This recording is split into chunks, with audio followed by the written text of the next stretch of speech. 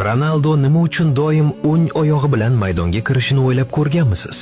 Yo'q, bu tasodif emas va u buni qilganida buning juda aniq bir sababi bor. Real Madridda bo'lsinmi, Manchesterda yoki milliy jamoada bo'lsinmi, u bu g'alati qoidaga amal qiladi. O'yin boshida yoki o'rinbosar sifatida kirganida ham. Chunki yagona bir marta u buni unutib chap oyog'i bilan kirganida uning jamoasi Marokashga yutqazdi. Chunki Portugaliyada shunday bir xalq ishonchi borki, muhim joylarga omad keltirish uchun har doim o'ng oyoq bilan kirilishi kerak.